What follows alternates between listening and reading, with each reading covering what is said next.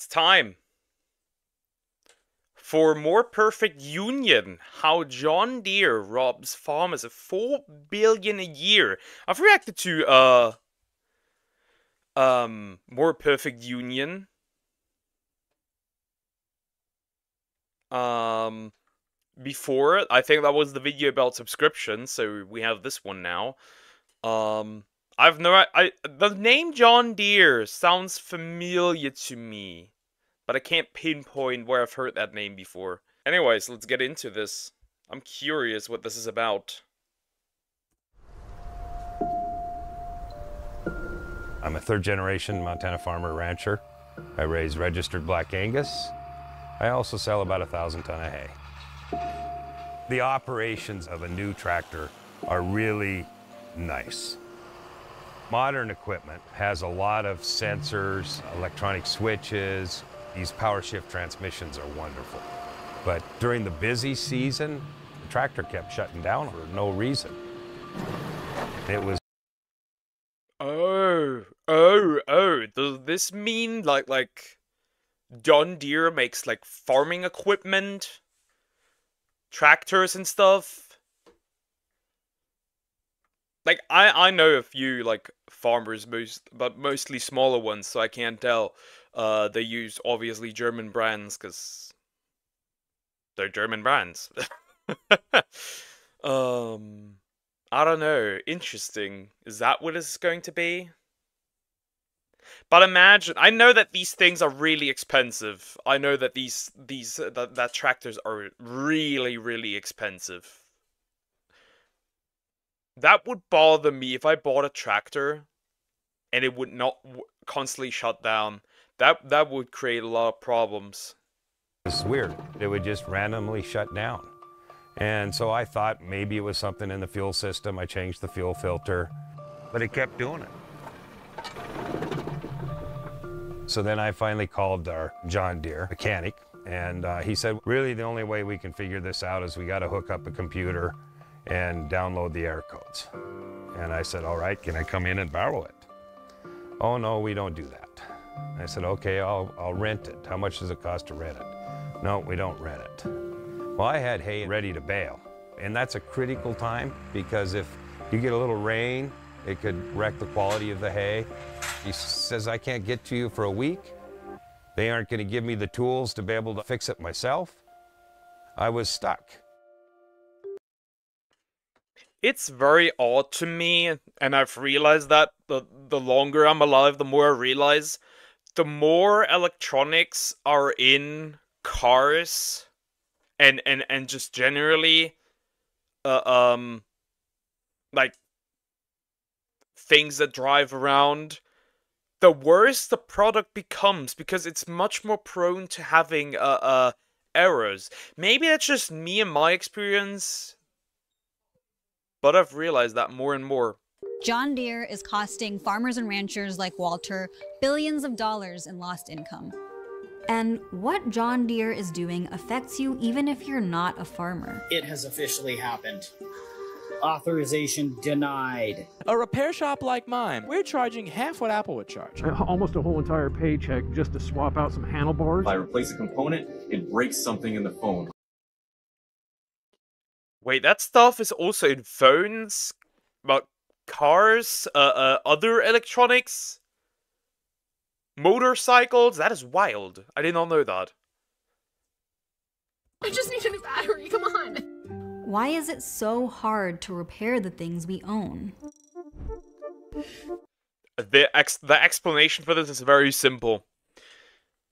To buy more products. Isn't it odd that a lot of the things we buy die right or close to when there's no longer guarantees on there? Isn't that odd? Isn't it weird that that happens? Machines are created with their life expectancy in mind. So you are forced to buy new things. And sometimes repairing stuff isn't even worth it, because repairing it might actually be more expensive than just buying a new one. It sucks, but that's how the world is built now. Like, literally, I have a friend who has a Tesla, and we were all freaking out because the entire car was bugging out for no reason in the middle of a highway. Like I said, the more electronics is inside a car, the worse it seems to get. So this is the tractor. Yep, this is the culprit. It was just randomly shutting down. First thing we did was change the fuel filters in it, and it didn't really resolve the problem. So I was stymied at that point. That's the only thing that you basically have the ability to do without the John Deere software. That's exactly right. Yep. The first couple tractors I learned to drive on didn't have any. What I like about More Perfect Union is that actually she goes out to the people and like talks to them in like the whole subscription thing with the printer. She did that as well. Really interesting. Yes, a eMove Empire. A warranty, exactly. Things die before the warranty dies. That was the word I was looking for. Thank you. Electric controls. It was all mechanical controls.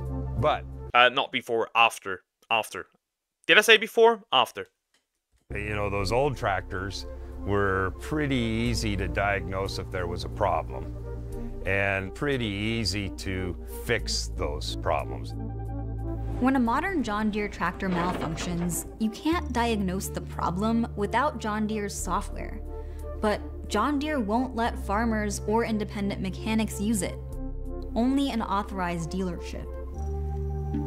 And I said, I'm pretty sure that John Deere isn't the only one that does this. I'm pretty sure that John Deere isn't the only one that does this. Back then, that's the interesting part, right?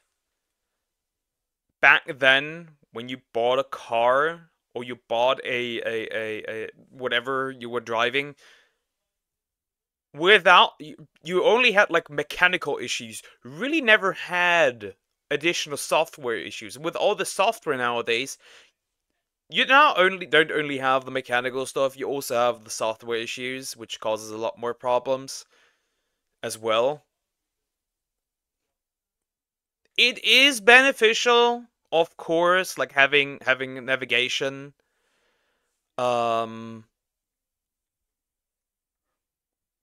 Straight up in your car, you don't need a navigation device separately. Of course, that's good. Connecting your car to the internet, of course, is also useful. But there are also things where I'm like, maybe there's too many mistakes coming with that. Because the more complex it gets, the more you will struggle with the car. Literally, the McDonald's ice cream situation. Yeah, but they usually never fix it. I said, all right, well, send your tech out. Let's get it done. Yeah. And he says, well, but we're pretty busy. We might be able to do it a little faster if you brought it into our shop. And that faster ended up being a month. In farming, let's go. Time is of the essence. We have windows of opportunity where we can get our crop planted at the right time. Too early, you might damage the crop. Too late, you might damage the crop. And then on top of that, you've got Mother Nature. If Walter didn't bale his hay quickly, he stood to lose hundreds of thousands of dollars. On top of that, the repair wasn't cheap. The part itself was about $150, $160. And the labor to actually change that part was about $300. But my bill was almost $5,000. What? How do you get to that fee? Huh? How? Is that legal? How about we start paying people for what they actually like work for? This is why those repair restrictions exist. Service and repair work can yield John Deere 5 times more profit than new equipment sales. John Deere's profits grew by 61% in recent years, and their CEO's salary grew by 160%. was just a faulty sensor. It only took them, you know, a couple hours to swap it out. Is that something you could have done yourself? Oh, certainly. Yep. Okay. As long as I had the software and the computer to reprogram the sensor. So you need the software both to diagnose the problem and then also make the actual part repair. Yep, that's right. That strategy of requiring software to This sucks so much. Like, if I can fix something myself, I will fix it myself.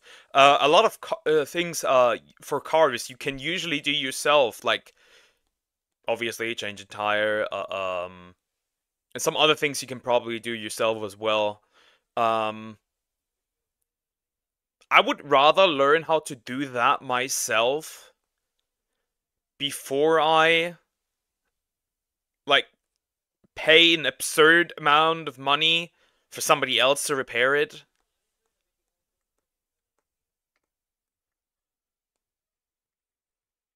$5K is crazy. I never understood the whole tipping culture. Well, I don't think this is just I don't think this is tips. I think they just put like found some arbitrary reason to make him pay more. Install a new part. It's called parts pairing, and it was invented by Apple, who's been a real leader in the anti-repair space. They also glue in phone batteries, so you can't just swap them out when they die. And they use I didn't know that. What the fuck? Like, I've changed phone batteries before. I've changed phone batteries. I've changed a lot of other stuff as well. I wonder if there's like laptops where you just can't change the battery. I'm curious if that's a thing. Proprietary screws to make it harder to get into their product. Other companies have followed suit, making it more expensive for us to fix our devices, kitchen appliances, video game consoles, cars, and so much more. Harley-Davidson Screamin' Eagle parts only and only installed by Harley-Davidson mechanics. If you install anything on your motorcycle, your warranty is voided. Taylor, the manufacturer of McDonald's ice cream machine. Wait. So did I understand that correctly? Like, for these motorcycles. If you install anything, like, new, if you switch parts, the warranty is pretty much, like, gone, useless. Huh, I would say that's actually more or less normal practice. If I think about it... Because we did it, like, where we're, like, we changed some parts for, like, a washing machine to repair it. And then the warranty pretty much was useless. Yikes. We can too, but it's not mandatory from what I've seen online. It's wild, but again, mostly online stuff is meant to be outrageous. Rage bait, classic. Machines makes 25% of their profits from repairs. So, like John Deere, they lock their machine software so only an authorized technician can fix them. And stores end up waiting weeks for one to arrive, which is why McDonald's soft serve machine is always broken. Y'all wonder why the ice cream machine's still broken? For 3 generations, Walter and his family have been fixing their own equipment. Imagine your service being so bad that it turned into a meme. But now, John Deere isn't just restricting them from doing so. They're arguing that farmers don't actually own their tractors. So...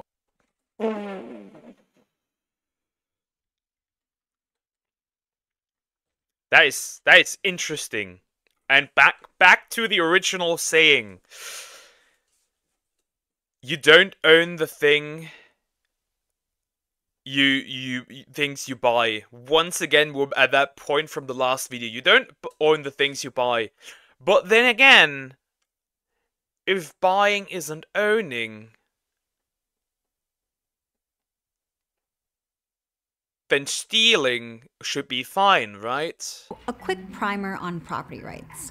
If I go into a bookstore and buy a book, I can confidently say I own it. I can do whatever I want with it. Read it, lend it, resell it. I can even take a power tool to it and turn it into a lamp. This is all thanks to a very old provision of copyright law called the First Sale Doctrine. Once a copy is sold to a member of the public, the publisher or the rights holder no longer has control over that copy. That's how we have public libraries in the United States, for example. It's why we have used record stores and Goodwill. The first sale doctrine draws a clear line between intellectual property and the personal property of consumers. But in the digital age, that line is becoming blurry. If I go to Amazon's ebook store, I'm clicking a button that says buy, and I'm paying them money. But according The good thing still is that, at least for most books, you can still buy them physical. They might be a bit more expensive, but you can still buy them physical. For video games, that thing is over. Like Nintendo, you can still buy games mostly physical. There is 1 or 2 games where like half the game is a day 1 patch. Pokemon. Aside from that, yeah, it kind of sucks. I prefer physical media. I really do. to Amazon, I didn't buy anything. I only licensed it. When you frame a transaction as licensing instead of selling, the consumer rights we get with the first sale doctrine don't apply anymore. Instead, those rights remain with, in this case, Amazon, who can put all sorts of restrictions on us. So, according to the contract I agreed to when I bought this book, I can only read this ebook using an Amazon-approved device if I have an active Amazon account. I can't loan it, make copies of it, or resell it. And Amazon will make extra sure I don't do any of those things by putting digital locks on their ebooks that would stop me if I tried. It's like renting a book with an invisible string that ties it to the seller. That invisible string is called Digital Rights Management, or DRM, and you'll find it on almost every digital product: software, music, movies, books, video games. And if you figure out how to get around your ebook's DRM to lend it to a friend anyway, you'd be violating the digital You'd be violating this, I guess makes sense. Thankfully, there's also developers that allow their game to be stored on a hard drive, so you technically do still own it, though fully digitally. You just would need to make sure that you don't lose the application. But aside from that, you should still be good, as far as I'm aware. And there is workarounds to actually still make this work actually with any game. In this case, I don't know, it's like, can you just screenshot like the pages technically? Right? That would technically, for a book like that would work. Is it my turn? I'm in the middle of the video, man. Your turn is after this one. This girl is Indian. Yup. Digital Millennium Copyright Act. Companies are using the DMCA to justify lots of dystopian things, like slapping subscription fees onto our printers and toothbrushes. We dug into that in another video you can check out. Yeah, I've reacted to that one. I find it absurd that you have to pay a subscription to use a printer. Like, these things already don't work when you need them. Why pay a subscription? Like, I just want to own the things that I buy. Here. So, this book I can lend, this one I can't because I'd be violating copyright law. It doesn't really make sense. But John Deere is applying that same twisted legal logic to farmers who want to fix their equipment worth millions of dollars. They told the Copyright Office that farmers aren't paying for the copyrighted software that runs their tractors. They're paying for a license to operate their tractors. Do you think it's fair that farmers and ranchers will pay $300,000 or $1 million to purchase a combine or a tractor to not own it? We're not leasing it. No, it's not fair. Especially if it's that big, it's not fair. Like, how does that make sense?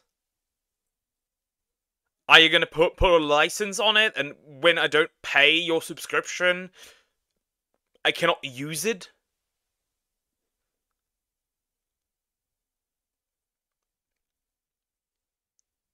The thing is, like, the problem is, like, realistically, most people don't push back against this, which is why nothing's gonna change.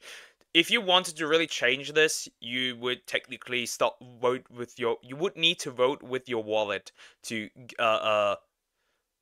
yeah, combat this.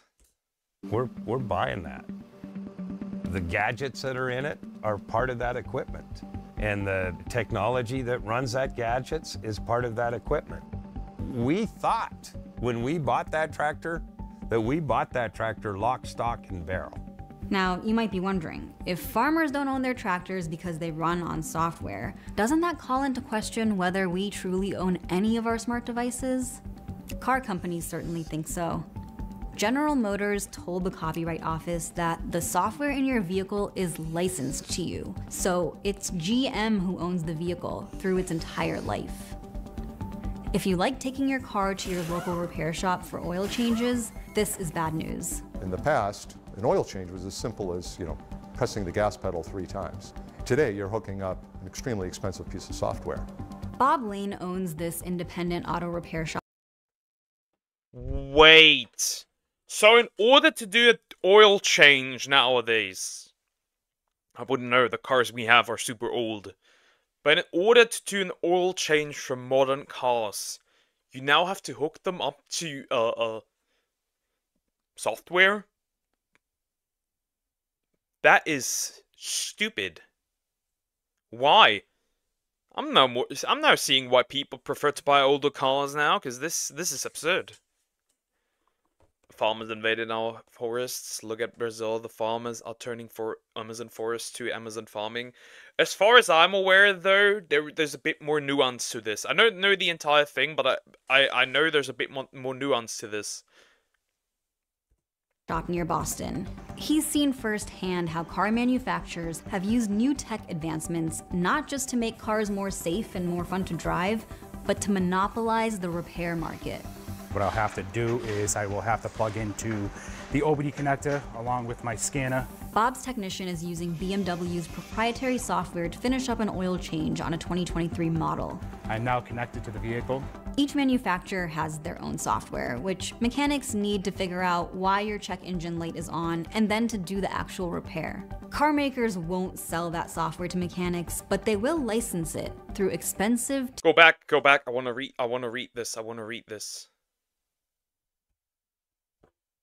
this. Need to figure out why your check engine light is on and then to do the actual repair. Car makers won't sell that software to mechanics, but... Okay, we got the 219 USD version. That's a month. A month? A month. We got the 209 USD version. That's also a month. And the $24.99 a month. Okay, I guess that's kind of... What are you, at this point, what do you need the mechanic for if everything starts to be more or less blocked behind software? I'm realizing why there's less and less mechanics around here. They will license it through expensive temporary subscriptions. 3 days, $73. That's just the base version. That's just the base version. $648. 30 days. That's a month. The base version with not optional stuff. $7,547 for the entire year. That is not the additional cost.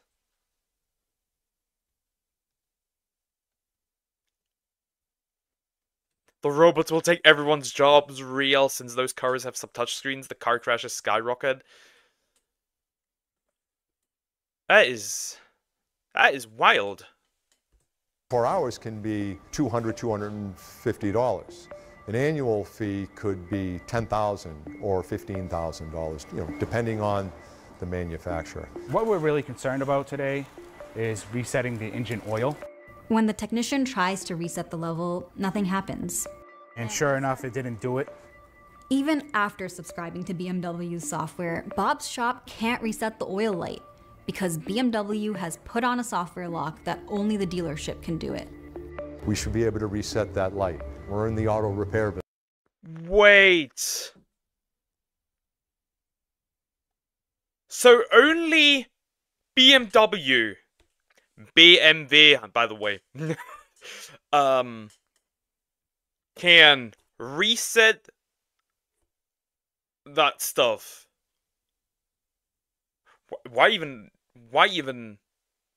have it independent? Why even do stuff with independent mechanics? I might as well go to like a mechanic straight from BMW in this case. There's no point. I saw a robot stripper. The Detroit is starting. Base though. Robot waifus better than real wives. Business. So if you bring your car to me, I don't want to fix your car and get 80% of the way through a diagnosis and not have the information to complete that diagnosis, the additional 20%. And then I say, I got to send you to the dealer because we don't have the information. Data restrictions cost independent repair shops around $3 billion each year. Do you want to see your mom and dad's friend down the street that was fixing cars go out of business? Because that's what's going to happen. Car companies also lock out local Alright, so pretty much what he's saying is if this continues, they're just gonna go out of business because they can't access anything from the cars.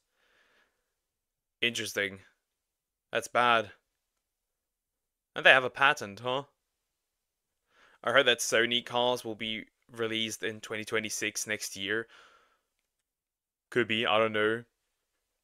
I know some very arbitrary, very odd and arbitrary companies releasing cars, like phone companies suddenly releasing their own cars. It's very odd. I mean, if it works, I guess. Repair shops by aggressively getting design patents for the parts of a car that are most likely to be damaged in a collision.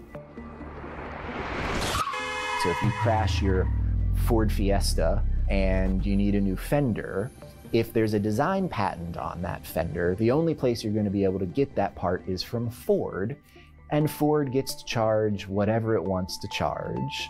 These are all reasons why your car repair bill has shot up nearly 70% in the last decade. Repair monopolies don't just cost us money, they also endanger our health, like for people who use electric wheelchairs. I've got friends that spend almost a whole year in bed because they're waiting on repairs. And having to wait for authorized repairs can leave hospitals. So they are not only doing it with like cars and machines, they're also doing it with like necessary things for your own survival.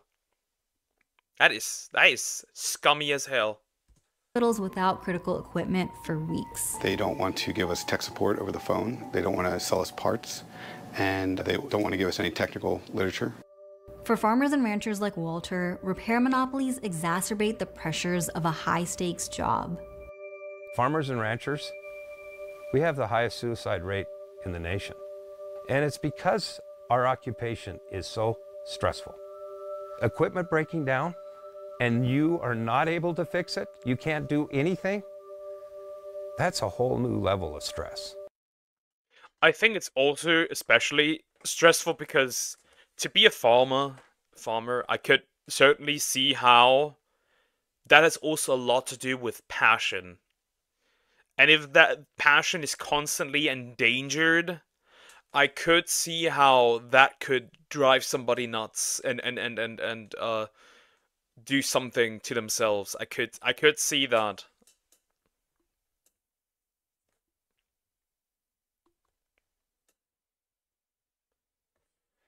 Toyota's making a hydrogen engine. The fuel is water. Yeah, that's what hydrogen engines mean.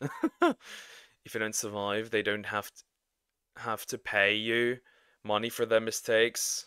That is true. That is true. So, how can we break up these repair monopolies? Well, 3 ways. The first is to enforce our existing antitrust laws.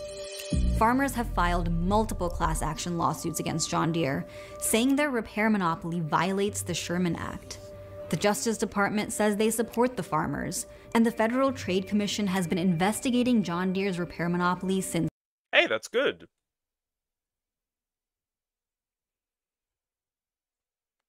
That's good. That's very good. I mean, yeah. If the government is on your side, I guess that does help.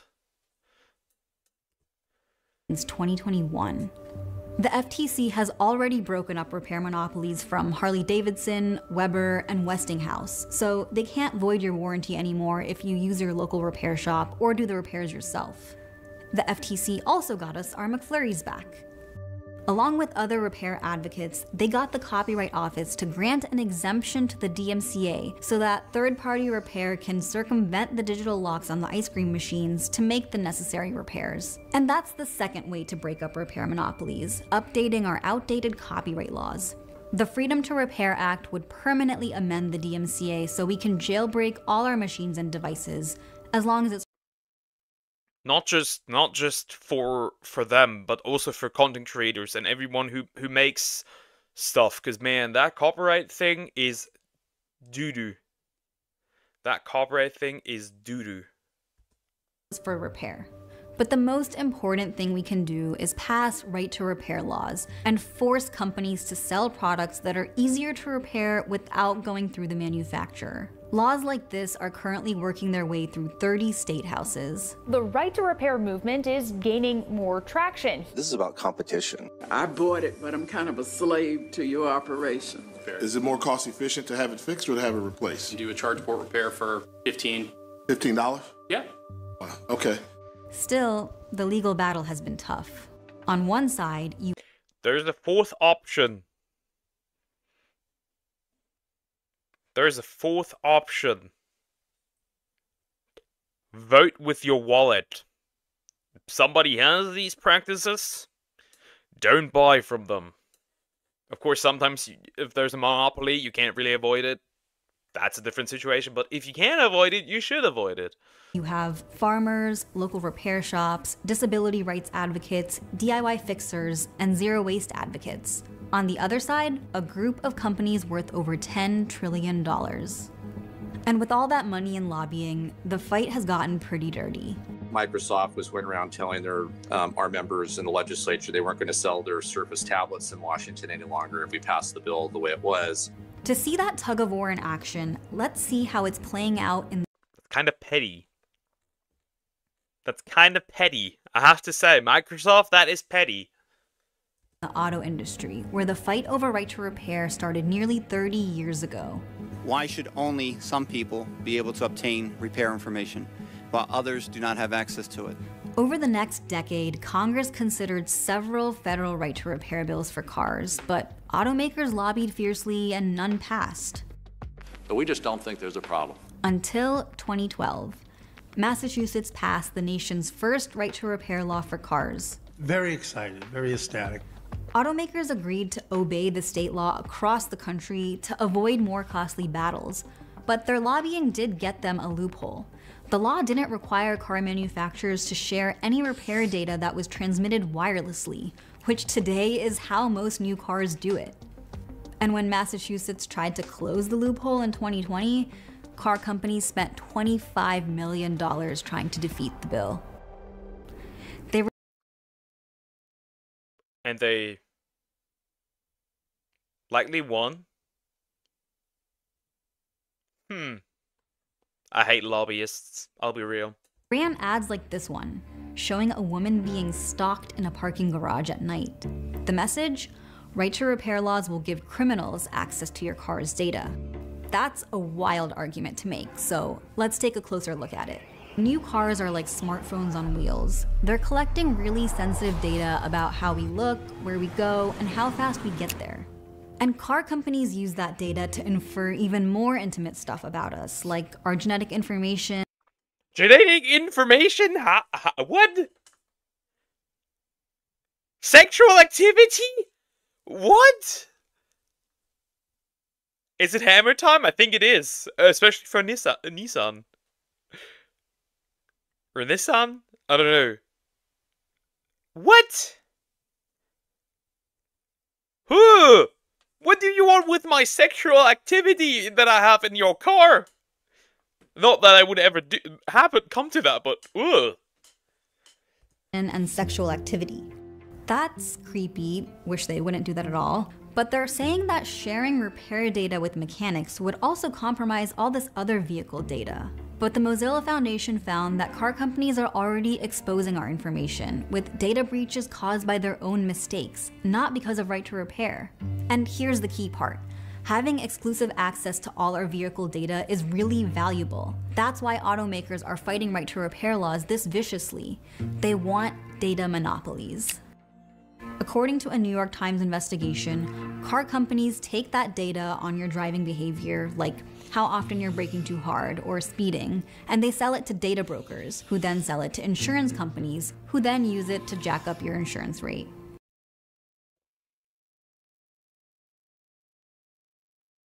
That is scummy. Also, doesn't this violate the law? Like, at least, I don't know, this is the United States, it's probably not that bad. Wanting to maintain a data monopoly may also be why John Deere has spent millions of dollars lobbying against right-to-repair bills. This precision ag equipment that you're using is uploading data to the cloud. So are you planting corn? Are you planting soybeans? Are you planting wheat? These equipment manufacturers are harvesting real-time data of the condition of the crop, the quality of the crop, and the yields of those crops. Real-time aggregate data about which crops are going to hit the market before they do. They could actually manipulate the market with it. You know, they only have to know. What? So they actively adjust financial stuff to like based on what crops you're selling? What? What would they want with my sexual activities? I don't know. I don't know. That's weird. That is creepy. That's why I'm a virgin. No sex, no data to sell it to Nigeria.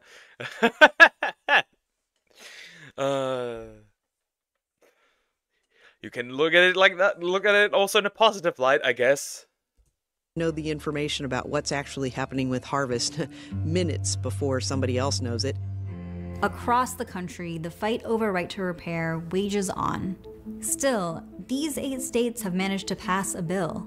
One of those is Massachusetts' updated auto repair law, which passed in 2020 with 75% of voters approving it. But automakers sued to block it, and the legal battle has kept it from being fully enforced. The most comprehensive law is Minnesota's. It grants the right to repair for consumer electronics and home appliances, but it leaves out farm equipment and wheelchairs. Colorado's law does cover farm equipment and wheelchairs, and it, along with Oregon, also makes parts pairing illegal, so manufacturers can't use software to stop you or a local repair shop from installing replacement parts. But a patchwork of state laws isn't enough. We need comprehensive federal right to repair laws, like the Fair Repair Act, which would remove software locks and other repair restrictions from your phone, laptop, and other devices. Lawmakers have also introduced federal right to repair bills specifically for cars and for farm equipment. It's kind of therapeutic to take on a problem and fix that problem yourself. And that has been taken away from me. That is about 30 years old. I mean, I can understand him, especially from the perspective as a man. I do like fixing things myself, maybe because I'm just weird. I do like that, and I know a lot of men that like to fix their problems by themselves. Kind of makes you feel, just makes you feel capable. I don't know. The posting it to the hub, oh no. It has around 12,000 hours on it. Walter bought this older John Deere tractor secondhand so that when it broke down, he could troubleshoot it with his local mechanic. And pull it back 3 times, and then to the right twice, and then read the error code. With the error codes, Walter and his mechanic could figure out what part he needed to replace, which he found on eBay. And this was an official John Deere part that you bought on eBay? That's right, on eBay. Walter installed the new part himself and was back up and running within a day. No software, didn't have to reprogram the part. And the final repair bill? About 90 bucks. And I was able to do it myself. Thanks for watching The Classroom. That's pretty much the end of the video. I'll be honest. This is likely going to be worse. There will be limits on eventually. There will be subscription limits on how fast you can drive. How you can change your wheels and what else is there? Put in some how much how long you can drive, distances. I think this is actually going to get worse than better with the whole thing.